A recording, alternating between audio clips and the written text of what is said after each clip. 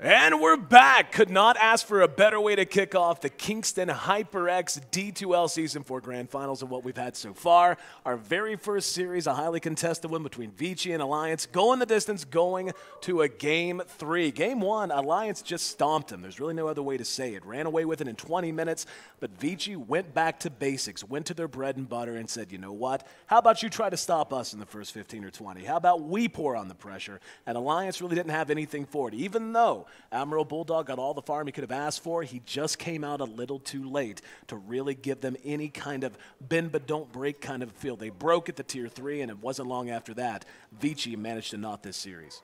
So after watching these two games, who do you think is the favorite going into the third game? Honestly, I think so much of it depends on the draft, and we are going to be moving into the draft. It's already underway, actually. So you're a Dodger. As you can see. No, I'm not a Dodger. Oh, my God. But well, the thing is we've already seen, though. I mean, it's so much depends on the draft because when if Vici's able to get a lineup that they're comfortable executing that fits into what they do best, they can beat absolutely anyone. And when I say anyone, I do mean anyone. We saw them in the Eastern Division beat IG, beat DK, and now taking games off of Alliance and potentially on their way to advancing past Alliance if Alliance manages to have another game like they did in Game 2. Alliance, though, they're no strangers to this kind of pressure. They certainly know how to adapt. Can't help but feel like Alliance is a little bit more flexible in their drafting and what they can do. So a lot of it's going to come down to just which team is able to secure what they want, and we will see that bristleback pickup. Mentioned it during Game 1. This is something Alliance has been doing a lot with lately. Yep, and Alchemist has been banned out all 3 games, and I think Alliance did a very good job of banning out the DK. I think he's a much more difficult hero to manage than Storm Spirit. Storm Spirit gets shut down pretty hard by silence. Yeah. And even when he gets his BKB, he can't wreak as much havoc, I think, as a Dragon Knight. And the threat of an early push from Dragon Knight is something that you constantly have to worry about. Storm Spirit is just like, yeah, he can gank a lot and you can counter gank effectively, but you just have to have a completely different lineup if you want to be able to split push and split pressure and anti-push. Really anxious to see who's going to be handling this bristleback. When you look back through Alliance's last few matches and last few just weeks of play, I mean, you have seen both Bulldog and Loda play it. Loda can farm it very effectively, and Bulldog's not bad in the off lane with it either. So Vici has to know the fight's going to be coming to them very early. And how many times have we seen it? An early bristleback that manages to get find a kill or two, manages to just do better than he should in his lane. He can just snowball completely out of control, especially if he's able to tank up off the back of a Vanguard or something like that. And depending on what you put with him, you take a bristleback with an early Vanguard, maybe a mechanism on a Chen played by Ake. Suddenly you have just in those two very, very troublesome things to deal with. How do you feel about Bristleback as a hero in general, though? Do you think he's a little bit too strong considering the other heroes that are constantly used at the moment? Well, the thing about Bristleback, at least whenever I watch him and how he's played, it's all about adjustments. Like if you see a Bristleback who's getting too much out of a lane, which very often does happen, he's just so damn hard to kill off unless you just have some very, very potent early stuns or early bursts. You just have to adapt to that. You have to make sure that you're not giving him whatever advantage he has for free. And I've seen Bristlebacks do exceedingly well, and I've seen them fail miserably and fall on their face. So at this point, in terms of, like, say, balance, in terms of too strong, what have you, I can't really say. That's more your department. But in terms of the results I've seen with him, I definitely think it just comes down to being able to adapt to what that hero brings to the map when your opponents choose to run him. Mm-hmm.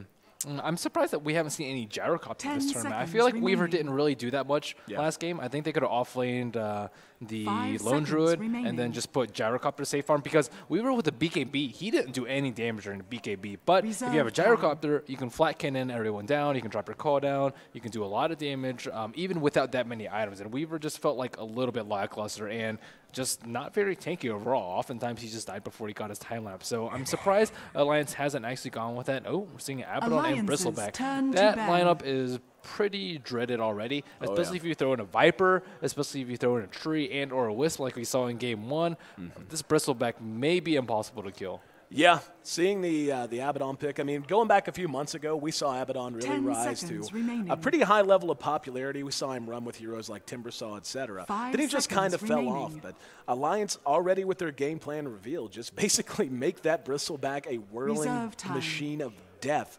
And Vici, though, they've already got some nice sources of early game damage in Venomancer with all of his damage over time effects. And Enchantress, once she hits level 6, having the pure damage on Impetus. So it's, you know, the thing about Abaddon, not only does he make a target more survivable, he himself, once he hits level 6 on borrowed time, just becomes impossible to bring down. And when you have a pairing like this, Vici just, again, they're going to have to rotate well. They can't let the Bristleback get ahead. Yeah, Bristleback, I mean, do they really have the heroes to shut him down, though? Enchantress and Venomancer, they're, like, okay at, like, being able to control him early game, but I think they need something that does a lot more damage. Enchantress and Venomancer just not the best sources of burst in the early game. Yeah, I mean, when you look at what they still have open to them, they could go with something like an OD if they wanted to do that and add some more pure damage to their lineup as they came down the stretch. But certainly they have their own options available to them in terms of maybe they have a game plan in mind of their own. I mean, Veno and Enchantress, both very potent early to mid-game heroes, which fits into that wheelhouse we've talked so extensively about. We can see Alliance is actually giving the Gyrocopter pick a little bit of attention as they ban it out here. And I wonder if they're going to go ahead and ban another hero away from Super. Yep, I mean, the hero would be Storm, but S4, I think he can manage a Storm Spirit pick fairly easily. And Timbersaw will be banned out. ROTK does play the hero a lot. Looks like they're not worried about ROTK's Clockwork at all, though. I guess they played against it in Game 1, but didn't really feel like it was that big of an impact. He plays both of those heroes quite often. And waiting on the last ban out from Vici. I like the Timber ban a lot from Alliance. Taking away the pure damage, taking away the stat removal. Certainly going to help Bristleback stay effective and continue to feel effective throughout the entirety of the game. But both teams certainly taking their time. We can see Alliance has actually eaten through the majority of their bonus time down to just 20 now. And neither team has really unveiled the true complexion of their lineup. I mean, Alliance has shown us one very powerful combination they intend to run, but we still have no idea on just how they plan to support it. And on Vici's side, well, they just haven't shown us much but support. So taking a look back on the previous games in this series here, Ben, I mean, coming into this, whenever you look at these two teams, I mean, Alliance obviously has quite a stellar record at lands, but Vici and Alliance, last time they met, Vici had their number. You think this is going to be another case? And Super will get his Storm Spirit in the meantime. Turn to pick. Yeah, I'm surprised they didn't ban Storm Spirit instead of Gyro. I mean, Super is... His mid playstyle is very, very predictable, but it's also very, very good. He plays Storm Spirit and Dragon Knight just exceptionally well. His other ones are like decent, but not as game controlling as those two. I've seen his Pugna, I've seen quite a few other heroes, but he has a widely different hero pool than a lot of the other solo mids. Oh, wow. So I think if you going with the minus armor strat, I've seen this run before. I've seen a lot of the CIS teams actually like running Dazzle plus Bristleback a lot. You could also throw in a Slardar there, too. It's actually ridiculously strong. Yeah, minus armor, but also ultra survivability. Shallow Grave, certainly a nice way to keep Bristleback alive even longer than he normally would. What I do like a lot about Vici's lineup, though, is it comes down to what we talked about. How do you beat a Bristleback? How do you keep him from snowballing? How do you keep him from being that mid-game force, immovable object? And the way you do that is, of course, just dissect the laning phase and make sure he never has a chance to get ahead. And they're going to have the tools in their tool belt to do that. The Enchantress, so often we see games won and lost just on how effective she is in roaming. They're going to have the Storm Spirit, as you mentioned, with that reach, the ability to initiate, the ability to account for a Bristleback directly.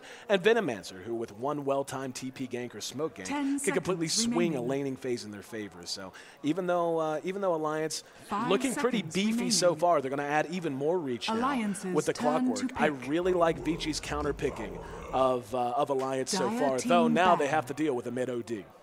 Yep, that is going to be rough. I'm curious to see their last hero, though, and from there we'll see whether it's a tri-lane with Abaddon, Dazzle, Bristleback, or whether it's an off-lane Bristleback, and if they're going to bring the fight early to Vici. And I like the OD pickup here, too. Dazzle plus OD is...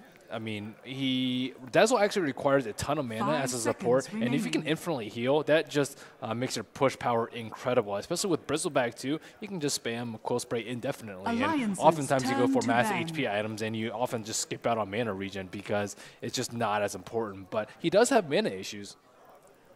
Waiting on the 5th ban as we see Mirana banned out by Vici. Now, the big question that needs answered here is what kind of a carry is Vici going to end up running? I mean, they need more AoE. I think their AoE is very, very lacking right now. And they also need something to deal with Bristleback, but Timbersaw already taken out. There's not too many other good heroes that does that well, but I really think they lack AoE because if they single target focus Alliance, if they single target focus Bristle, they lose a fight. If they focus Abaddon, he has his ultimate as well as a shield. If they focus Fire Dazzle, he has a Grave, OD, he can Astral Spirit, or sorry, banish anyone on his team. So I think that they need just more AoE damage going out, and this mass single target lineup does not seem like it's going to do too well.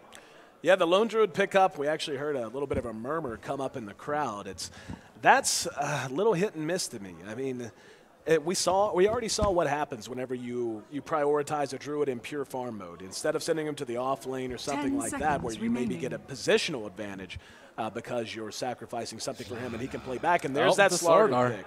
Yeah, that's a pretty predictable pick. I'm surprised Vici didn't ban it out. I have seen it a lot before, and most of the times I just see it absolutely decimate, like not even close. And it's actually fairly surprising how much Slaughter has been buffed, yet he's still not that popular. His sprint got buffed, no mana cost. His ultimate keeps getting buffed and buffed and buffed. It used to be 5, 10, and 15. Now it's 10, 15, 20. And you combine that with the minus armor from Goo as well as the weave from Dazzle. It is just absurd how much right-click potential you have. Even with a traditionally very tanky hero like Lone Druid, he just melts under the minus armor. And if you get armor, you still have to worry about OD's damage with the Arcane Orb as well as the Sanity's Eclipse. So I think Alliance's draft is slightly better than Vici's. Vici's does have a better 5-man lineup, and I'd say they have slightly better lanes. But their single target focus is just way too much. Alliance has many, many abilities to deal with that, and they can turn Bristleback or Slaughter into Superman, and that can just completely trounce Vici's lineup. Well, the one thing that comes to mind when I look at Alliance's lineup is laser versus shotgun. Alliance's lineup seems very laser-focused on being able to do a couple of things extremely well. Whereas you look at Vici, they're kind of a jack of all trades. They've got reach, they've got damage over time, they've got good roam potential. Wait, so which one's the shotgun? Do what? Which one's the shotgun? I mean, it's kind of both on same sides. Like, whenever you look at it, like, in terms of the AoE potential you were talking about and having a lot of options to deal with things in a non-single target way, Alliance has the advantage, but in terms of just being an all-around good lineup, as you mentioned, the better 5-man overall for Vici, having reach, having a lot of options in terms of what they can do to start fights. It's just a matter of how they're going to account for what Alliance has honed in on, which is survivability, maximizing the potential of this Bristleback, and maximizing the ways they can counter what Vici has to bring to bear. So we're about 30 seconds out. We'll go ahead and take a look at our lineup, see who's handling who. S4 going to be playing on the OD this time, setting up shop in mid with Ake. Playing on Dazzle. Slardar, as you mentioned, not nearly as popular as you'd think he would be given how many buffs he's received. He'll be played by Loda. He's down in the safe lane right now. EGM. I'll be playing on our Abaddon with Bristleback. Taken into the off lane by Admiral Bulldog. The other side of the river, we've got ROTK. Keeping an eye on the bottom rune spawn as our clockwork, and it will be a regen, so not a whole lot to report there. Super's actually going to be in top lane, at least this is where he's going to start. In mid, he'll be joined, or excuse me, in top, he'll be joined by Fenrir and FY. It is going to be a mid Lone Druid, and I like this choice a lot out of Vici. Lone Druid just doesn't suffer all that much against an OD here in mid compared to most other heroes. Yep, it's decent. It's not the best. I think the best two that I've seen are Razor and Viper, and I think Kunkka and Lone Druid are like, okay, I say Lone Druid is slightly better than Kunkka, but they definitely don't have the upper hand in that matchup because he still just gets tons and tons of damage. EGM and Adam Bulldog parked up on top, so it looks like a 2-1-2. ROTK coming under a lot of harass.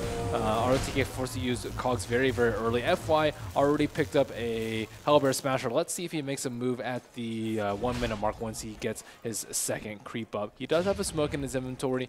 Can he kill S4 in mid? Maybe, especially if he is a little bit stingy with his tangos. Siler needs to harass him down a little bit more. In top lane, they can kill EGM if they focus him down with all 3 of those heroes. But FY, he will grab a Centaur, maybe? Nope, maybe not. Okay. And Loda doing some damage to ROTK, but nothing too life-threatening.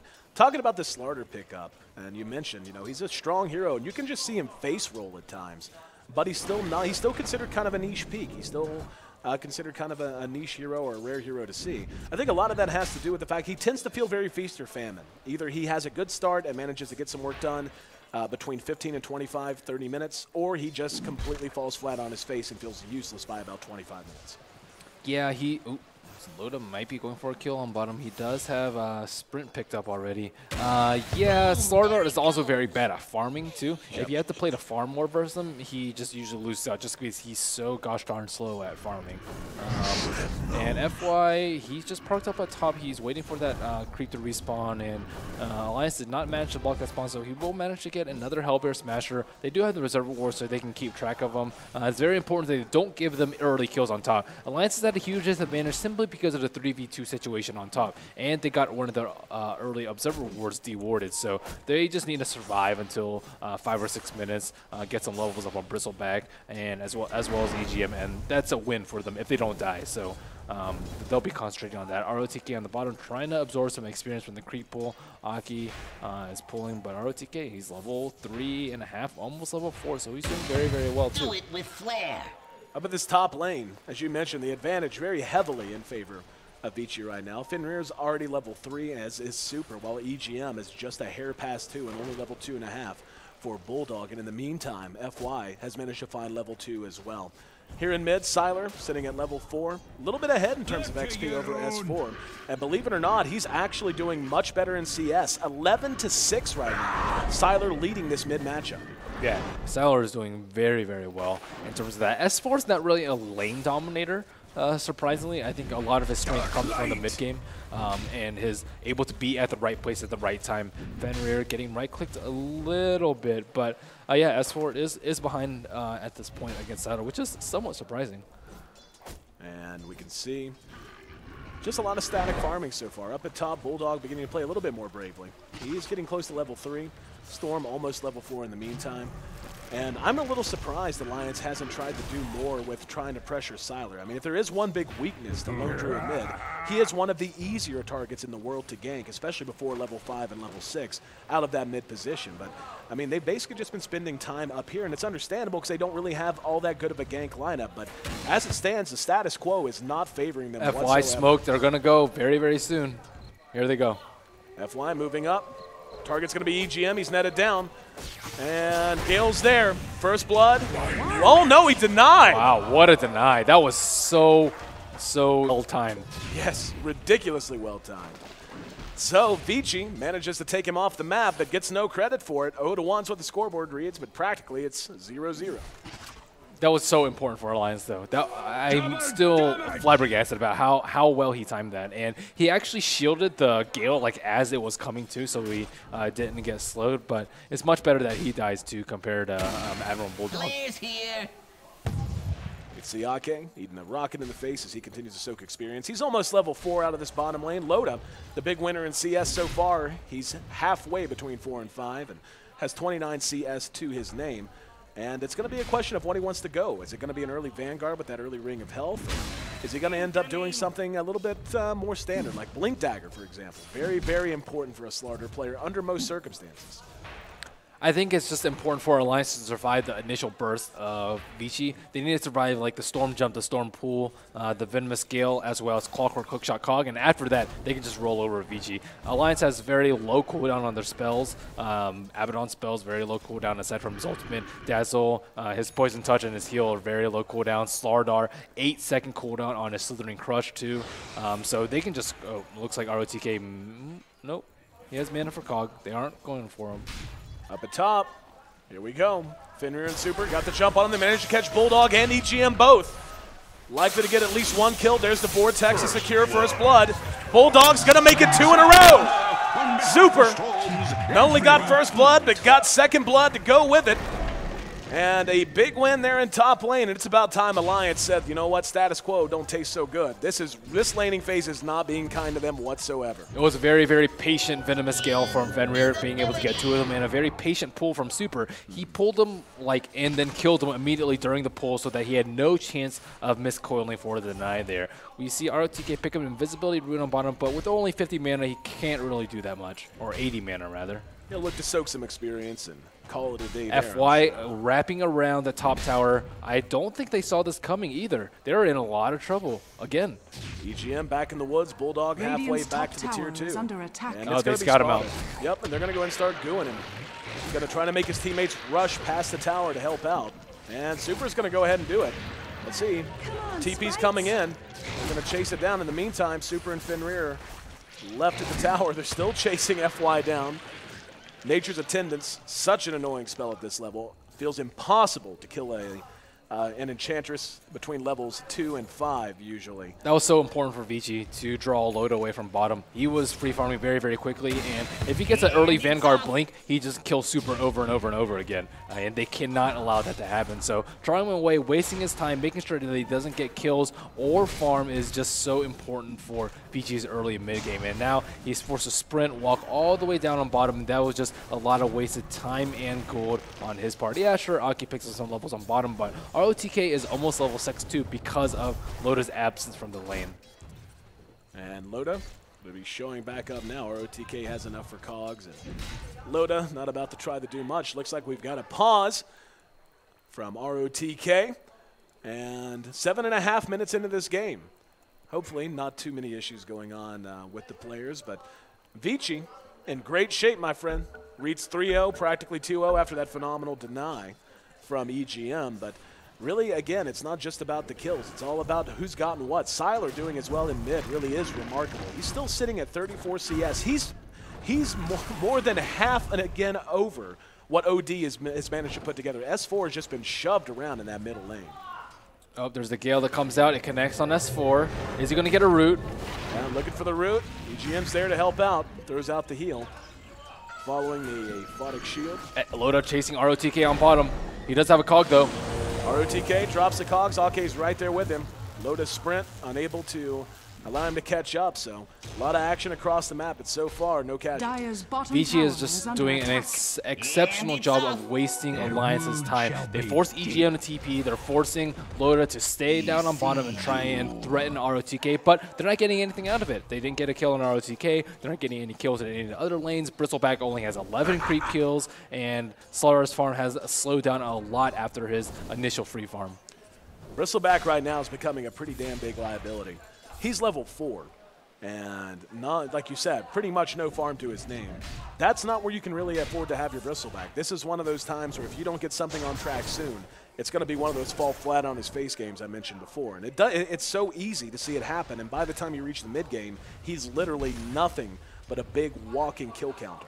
They have 3 heroes that need a lot of farm too. OD needs a lot of farm, Slardar needs a lot of farm, as well as Bristleback. Vici, they only need Lone Druid and Storm Spirit, and Lone Druid and Storm Spirit are doing very well in terms of CS. Storm Spirit actually picked up an early Basilius in case they want to push a tower, in case Alliance wants to 5-man around. His Orchid is still going to be a long ways from coming. It's going to be very, very important for him to Orchid, either to Abaddon or to Dazzle, so they can focus down targets without the interference from a Aphotic Shield or Shallow Grave. The laning choices and the fact that Alliance stuck with him as long as they have, I mean, they're a little curious because they built a lineup that, by all accounts, seems to center around the way that Slardar and Bristleback are going to work in conjunction with their supporting cast. But what's ended up happening is, yeah, Slardar's in pretty good shape. Like you said, he's had some time wasted. He's not quite halfway to a Blink Dagger, but he's in the ballpark now. But whenever you have one half of that tandem feeling like he can do nothing but play catch-up for the foreseeable future, it's just going to be so difficult against this team with so much reach, so much counter initiation, and so much innate survivability at this stage. It's going to be tough. There's a smoke. There's a 1-2, 3-man smoke, as well as a bear. EGM is in a lot of trouble. He's only level 4. There he goes. Walked right into it. Free kill. Gets a little bit of damage done. Super's going to dive and grab Bulldog as well. Catching him between the tier 1 and the tier 2. And yeah, this is what I was saying. It's going to be very difficult for him to try to play catch-up against this lineup. It has so many ways to start a fight and to bring him down. Tower is under attack. Easy tower goes the way of Vici. Checking Silas farm, he has 2,000 gold and phase boots already. If he gets his tower, he's going to have his relic like in Radiance at like 15 minutes, which is going to be absurd. Super gets a tower instead, but that is not good news for Alliance at all. And they're just giving Vici Gaming way too much in this early game. 3,500 gold lead for them. They aren't stopping either. More importantly right now, top tower is under they're trying to wrap around from behind. They need something here. This game beginning to feel a lot like Game 2 did, and they're going to charge back out. Here we go. S4's leading the way, as is Loda. Loda trying to sprint them down. Rushing past the creeps and got to get the crush off on ROTK. There's one kill going their way. Can they track down the rest? The Cogs is jointing the pursuit quite a bit. They do manage to snag the bear. Very nice grab in its own right. So finally, Alliance finds their way onto the board. And the Cog was way too slow from ROTK. If he did it a little bit earlier, Asarda wouldn't have been locked in there with him. Looks like they want to try to counterpunch in terms of towers as well. But just going to say the fact that Vici was once again taking towers uncontested and with no answer. What does Vici actually do when there's a shielded Slardar who's sprinting towards you with a Vanguard and Treads? Yep. They can't really do anything about it. Like, maybe you get a lucky root or two, but at the same time, they can just kill the bear very, very easily. We can see Bulldog, despite being so underleveled, playing way out front with his nose in Vici's business. And this tower should end up dropping. Game paused once again, and hopefully the source of and reasons for the pause aren't too bad in the technically related category, but 12 minutes in, and this is exactly what I feel like they need to do, Ben. They really need to make sure that they're not just giving Vici ground like they did in Game 2 and getting nothing for it. No towers, no return kills, no nothing. Yep, that was a very important momentum shift for Alliance right there. And Sylar just trying to farm away. He has 3,000 gold right now, but I mean, Radiance isn't really going to do that much. He can't split push out lanes because Sara or Bristleback will just be able to chase it down with a goo or sprint plus amplify damage. So I don't think it'll be that useful in team fights. It might be useful, or sorry, it won't be useful for split pushing out lanes. For team fights, I'm not too sold on it either. Here we go, Tier 1 top drops. Vici withdrawing in the meantime. ROTK gonna toss a rocket and get a view, but everyone's still together from Alliance, so they will pull back. At 12.5 minutes in, taking a look at the gold graph, we can see Vici, as one would expect, with quite a handy lead. They're about plus 4,000. It's about plus 25 in terms of experience. Loda going crazy. He wants Sylar. Oh, got rooted. He's going to turn and engage on the bear, but doesn't have support. He outran his coverage. And FY is caught in no man's land, though. But still, I mean, that's the downside to sprint. You get so far out by yourself that even if you get the crush off, there's just no follow-up because everyone else is still trying to catch up. He doesn't have any mana right now. He doesn't have enough mana for a stomp. Boom, there it goes. And Super poking his nose through. Looking for a target with that Invis rune. Unable to find one so far. Looks like bottom lane going to be heavily contested. Admiral Bulldog limping his way back to base, as is EGM. And Vici will go ahead and pull back in the meantime. Yep, Slardar still sitting in that 90 mana mark. He desperately needs mana. They need arcane boots, someone on their team. Abaddon doesn't even have brown boots. It looks like they want to pressure the Tier 1 bottom. This is the right call. Keep the pressure up and try to make things work with what you have. Super going to spot out EGM here in mid and jump right on him. This should be, nope, thought he was going to go for the kill, but not going to be the case. In the meantime, bottom Tier 1 under assault. We see Sylar Super split pushing mid. Sylar 3,700 gold. Super about 1,000 gold away from his Orchid Malevolence. We're going to have Loda caught out. Shallow Grave keeps him alive as he sprints away, but Super not going to let him go that easy. The Vortex secures another kill for Vici as they manage to hold the tower and take a prize in the meantime. And the rest of Alliance really not in fighting shape. They might push off of this. Lone Druid got the T2 in middle too, so that was just a disaster for Alliance right there. Not really sure how Loda got caught out there, but they're going to lose a T1, so that's one very, very important kill, slowing down his next item. He's actually bracering up and going for a Magic Wand too, so his Blink Dagger, if he's going to go for that, is not coming out for quite some time. Meanwhile, Sylar just 500 gold away from his Radiance. Solar Spirit has his Orchid Malevolence too, so things are just going from bad to worse for Alliance, and the ping comes out on Roshan. Just look how underfarmed comparatively the supports are of Alliance. You take a look at the Clock, the Veno, and the Enchantress. They're sitting at between 4,000 and 3,000 gold, whereas 1,700 and 1,200 for poor Ake and EGM. And yeah, Alliance knows they have to keep the pressure up. And this is the worst situation you could find yourself in with this kind of lineup. You're behind. You don't really want to fight without your core items, but you have to. The longer this game goes, the worse it's going to get if you don't. And Loda going to look for a target. Still sprinting around. Yet to find anything. We'll poke his nose in the roach. This is cheeky. Look, he just uses Medallion. The wards keep whacking on him, but he's not actually taking any damage himself, and he's amassing a stack of wards in the inside. Loda going to find Fenrir. Fenrir caught with a Slithering Crush. They'll be able to bring him down pretty quickly. Counter initiation coming. Super's there. Bear looking for a root. Bulldog down to half health. Just unable to stand up against this. EGM there to help, but Loda going to whiff on that crush and caught by Super. Astral Imprison buys some time. Bulldog in very low health. He's brought down. Loda gets off one more crush. Is it enough? No. Impetus damage and auto attacks enough to bring him down. S4 dropped the hammer, but caught by the root. And the shallow grave will buy him some time, but not a lot else. He's unable to track down ROTK in the meantime. EGM ends up dead as well. Bulldog next on the list.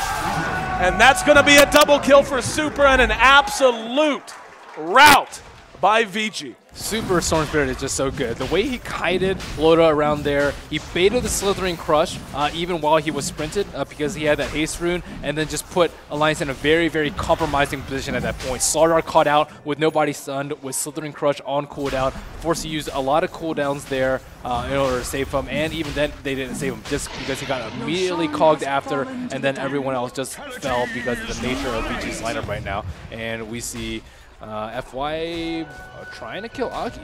Can't kill an Enchantress, man, I'm telling you. Nature's Attendance is the most annoying spell ever.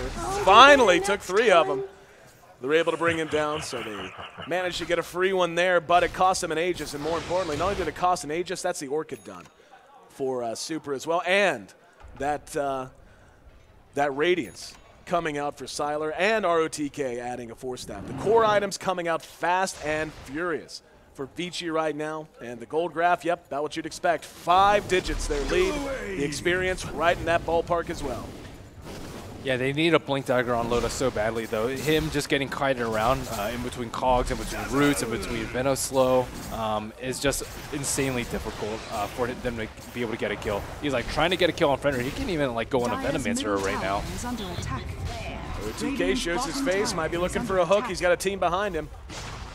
And nope, Alliance will be able to pull back. ROTK could have shot blind, opting not to, probably the right. They're okay to play the farm game right now, though, because if Alliance just goes out one by one, they'll just get picked off by Storm Spirit or Clockwork. So they're forced to stick around together as a very tight-knit pack, whereas Vici can, they have more control of the map right now, especially with the Aegis on Storm Spirit right now. Alliance can't take another bad engagement, or else they're going to get to that point where it's too difficult to come from behind. 10,000 gold, it's not insurmountable. It's pretty darn scary, though. ROTK leading the charge as we've got a 5-man smoke. Haste Rune is so important for him, too. Being able to kite around and slaughter. Invis, very useless versus amplified damage. Oh, nice hook. ROTK throws the cogs down, blocks him in, and Loda ends up dying under his own tier 2. Yeah, he's right under his T2, and still he dies. And yeah, that was a smoke gank, but without the support from Alliance right now, with the Orchid up too, their supports are going to be very, very hard-pressed to save the important heroes. They have to use Astral defensively. They have to use Grave and a Aphotic Shield very, very early on in the fight so that they don't start off immediately 4-on-5. As we can see, for the top 5 in total farm, all belonging to Vici right now. And this tier 3 not looking long for the world. They're going to go ahead and use the glyph. With that Radiance up, they can just fall back and look to fight again.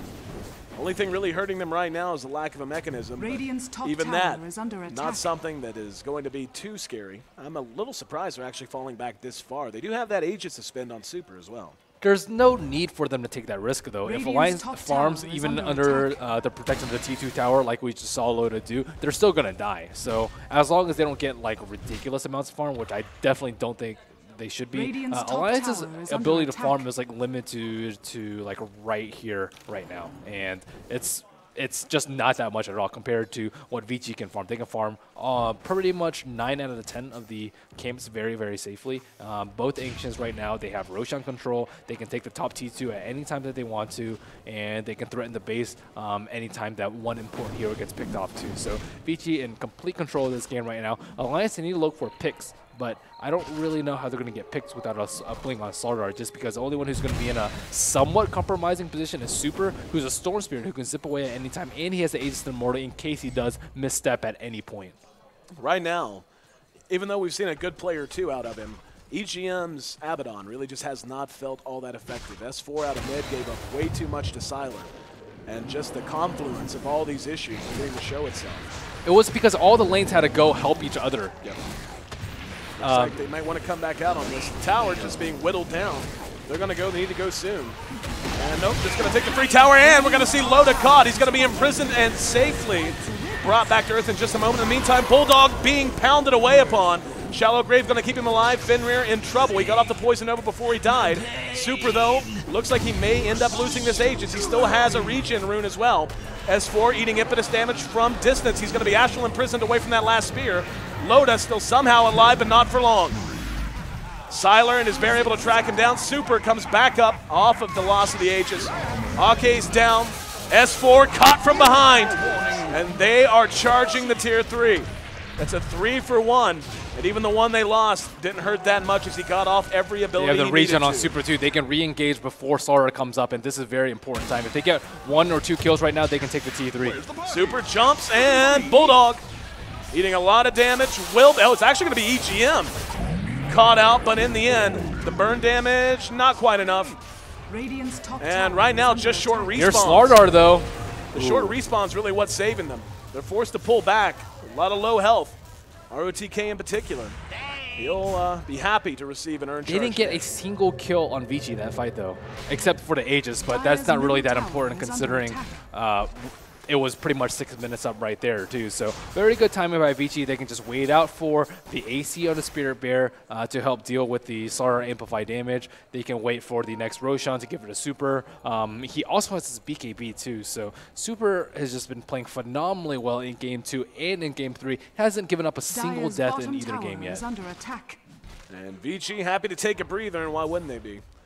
They're leading by nigh on 20,000 gold at 22.5 minutes into the game and about 12,000 experience. And yep, desperation smoke time for sure. Alliance has to get something under their belt, has to make something happen. And they're quickly just running out of time. They're just not going to have the ammunition in another 10 minutes to deal with this lineup. They just simply will not. Loda trying to wrap around from behind. They have about 20 seconds left on the smoke. Will not even catch a Snell off guard, and Fenrir is out. He's just placing his wards everywhere. He has a medallion too, so he has 13 armor of his own. He has a 4-staff in case too, and the smoke is popped. They have Venom wards set up in a very, very comfortable position, and now they get the jump. Oh, what a hook! ROTK goes trans river.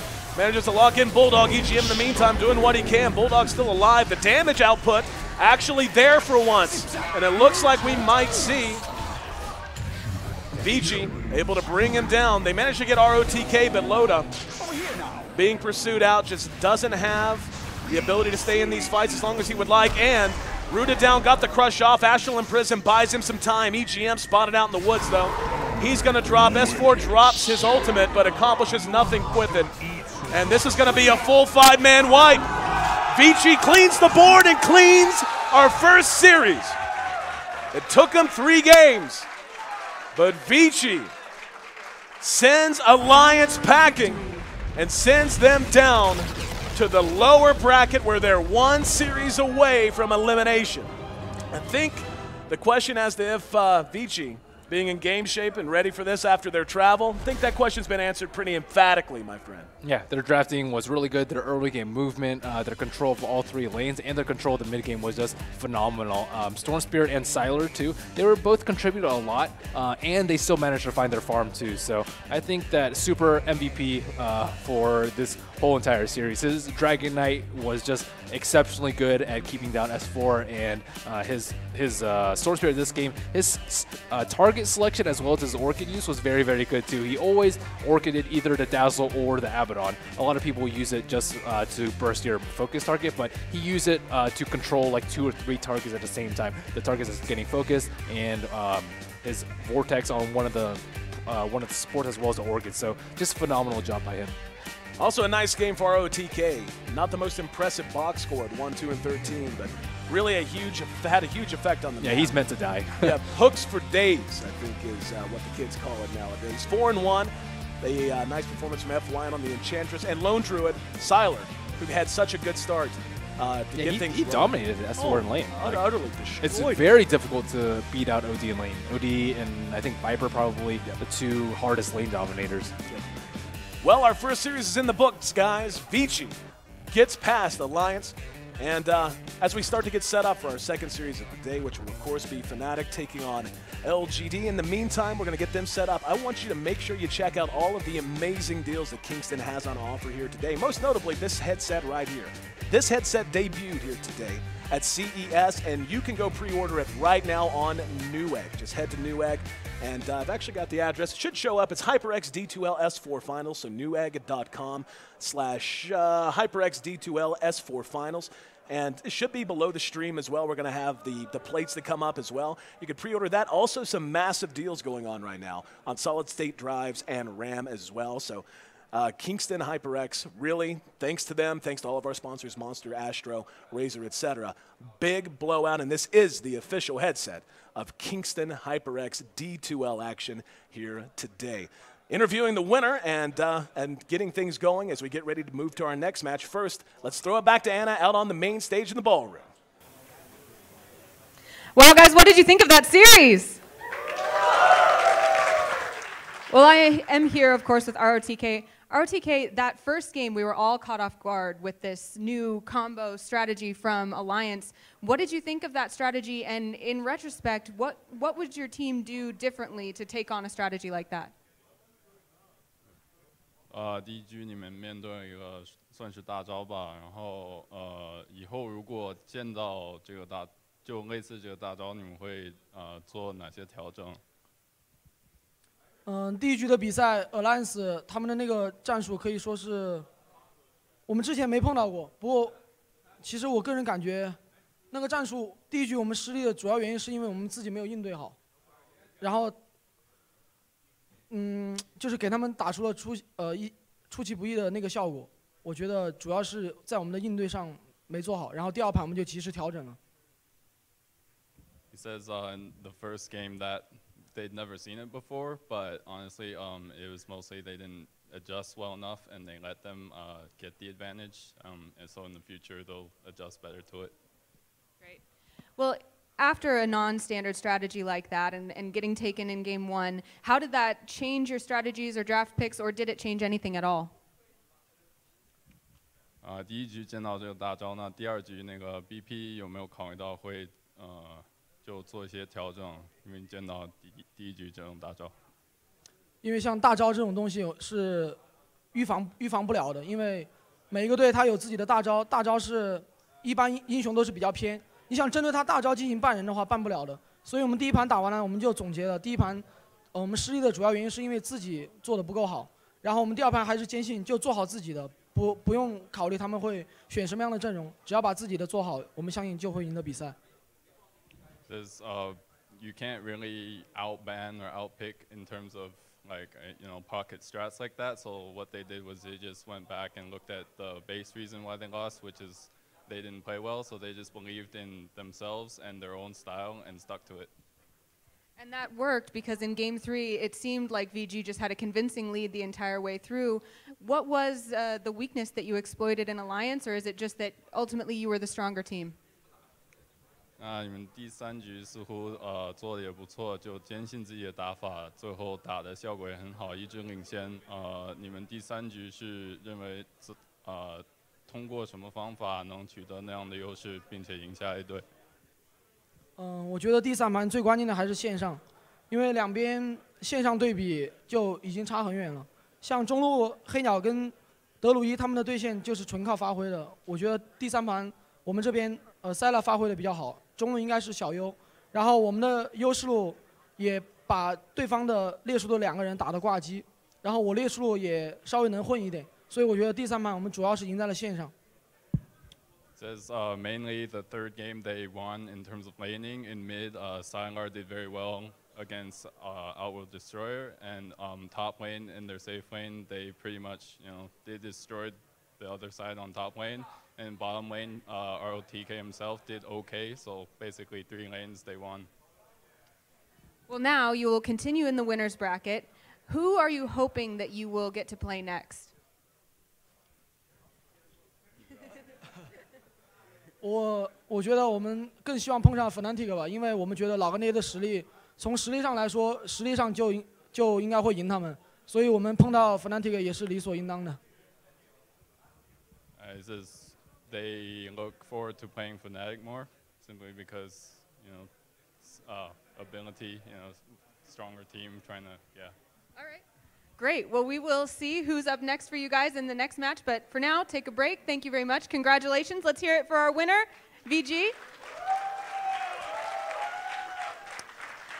And now we're going to take a short break while we set up for the next match of the day. Stay tuned. Thank you very much.